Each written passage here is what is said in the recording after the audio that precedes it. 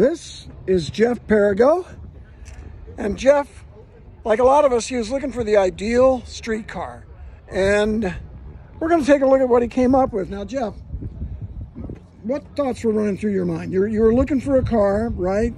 Yeah, that could do everything you wanted. What were you looking for? Yeah, exactly. Characteristics. I've had an RX8 for years. I love the car, but it's a little down on power for what I really wanted, and so I spent a long time. You just stole my thunder, you know. You went RX8 right up front. I'm trying to do a reveal here. Oh, sorry. People.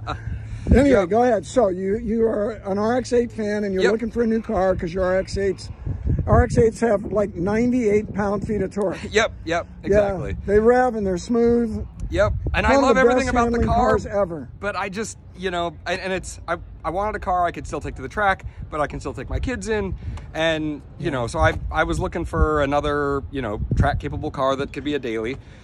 But, you know, similar to the RX-8, but another, you know, 300 plus horsepower. I wanted something in the 3,000 pound range, a 6-speed, you know, but something with back seats that were usable. I drove the new Camaro, and it was a neat car, but I can't even put my kids in the back seat of that thing. Wait a minute, I own one. I love those cars. I love the car, but right. I was really looking for really usable back seats. It is tight back there, yes. Very. I actually used to commute with 4 adults in my RX-8, and you know, the taller guys, it's a little tight, but it's surprising. It's you know, doable. What and you got those cool suicide doors. Back doors open the wrong way. Yeah, so exactly. So and that way your kids can't get out until you do. That's got to be good too. Yep, exactly. Yeah, it's like like an F-150 extended cab. The front doors hold the rear doors in place or help. Yep. Okay. Yep. Exactly. RX-8, and I'm going to say this: a lot of people don't know, an RX-8 is, guess what? It's a Miata. It's a Miata chassis that's been lengthened about a foot. Yeah. You know what that makes it? It makes it one of the best handling cars ever made. And so, you looked in the marketplace. You didn't like my Camaro. I liked the Camaro, but there were some of my requirements it didn't quite meet. So yeah, I looked at, you know, I like the M2. You know, that was a nice car, but you know, a little heavier, and you know, I was still trying to keep the weight around 3,000, and I just couldn't find exactly what I wanted. I started looking around, and you know, there's a lot of LS swaps and things. LS everything. Yep. And I love the LS motors, but you know, they do put a lot of weight up front, and what I love about this car is just how balanced it is. So, well, what did you choose to do? So I looked around, and I found a guy named Andrew Kiesler Automation, that builds a kit for the LFX, which is the Camaro V6. Oh, the V6. Yep.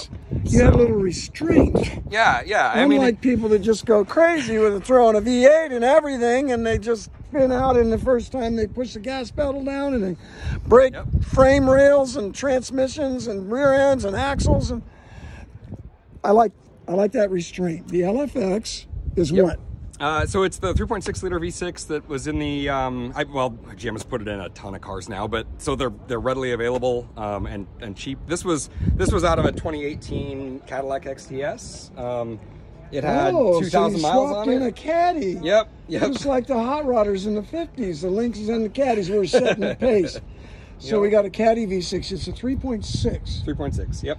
Yep, and the motor, I mean, 2,000 miles on it. It was $800 shipped for the motor. So $800 for the whole engine, people. And what makes these amazing and what makes them fit is these have integrated headers. So that actually is how these, you know, how you can stuff this. I wish we could see that. They're built right into the head. Yep. So it's very compact. Yeah. So is this related to an LS, or is it different architecture? I don't know. I don't so know it's a V6. How much they share. I'm going to tell you what I know about this V6. Its horsepower and torque and even RPM, everything about it is very similar to a Porsche 911. And you got that used for 2,000 miles on it for how much? $800. You can't look at a 911 for $800. Yeah, exactly. You couldn't get a set of spark plugs for $800. Yep. And it's reliable. And it revs out? Yeah. It's 7,500. So, you know, I lost a couple thousand RPM on the top end, but it's still but you gained 200-pound feet of torque. Oh yeah, yeah. At least. I don't have gerbils under the hood anymore. Yeah. Ain't nobody gonna push this RX8 around. Heavier than the rotary is it? It's not much heavier. This one actually has the sunroof and things, so it's a little heavier than my other car. But this one, full of fuel, I think I weighed it at 3060 with without the driver. That's 350 pounds lighter than the lightest Camaro. Yeah. And 340 horsepower. So wow, 330 horsepower. It's like what this car was designed for. It feels like. Yeah, people, are you listening to me here, or to Jeff? He's got a 3.6 liter 6-cylinder making 340 horse that revs to 7,500 RPM. For $800. Modern technology. Those specs are almost identical to a Porsche. Yeah. Like a good one. Yep. The not so good ones are only 300 or 290. The old 3.4, the 3.6. Yep. Wow. Now the whole swap was, a little more than 800. But but the engine alone. Yep. That's one of the downsides for Porsches is the parts are expensive. Yep. And God forbid you ever lose an engine. It's a lot of money, even for a used one. Yep. And then of course they have that famous auxiliary shaft problem, the early water-cooled 911s. Yep. You got to change that IMS bearing. That's it, intermediate shaft issue.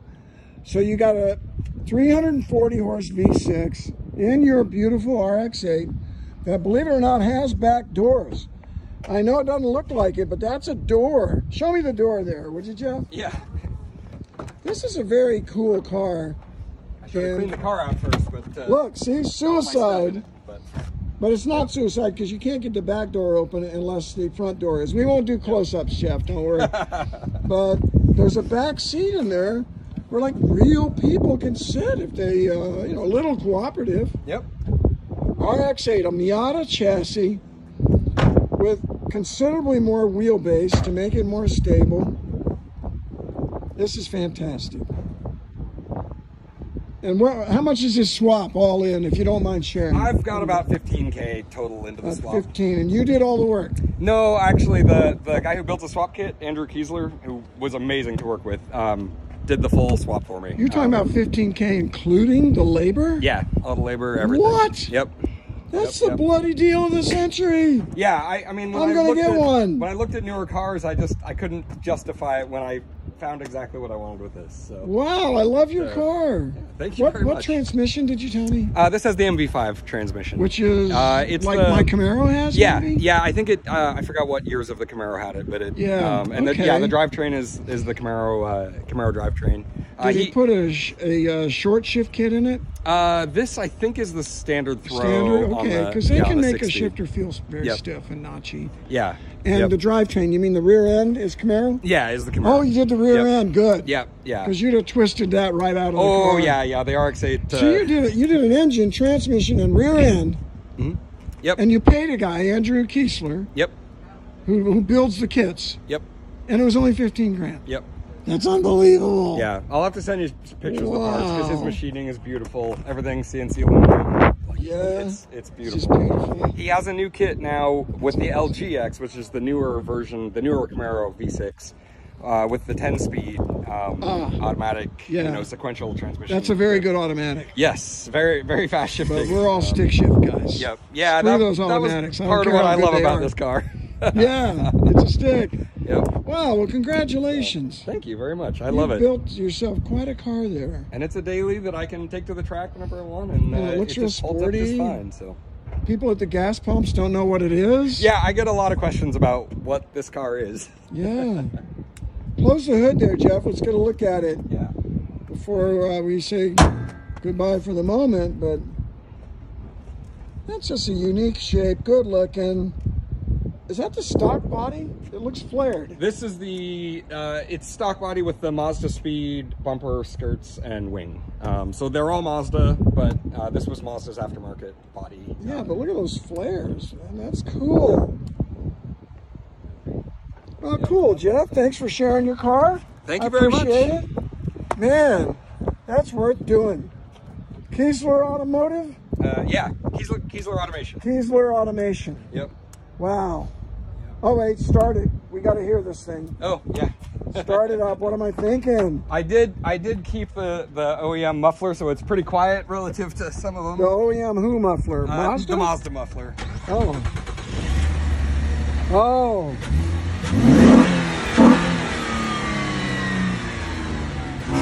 Got the cold air intake going on. I hear that. Yep, yep.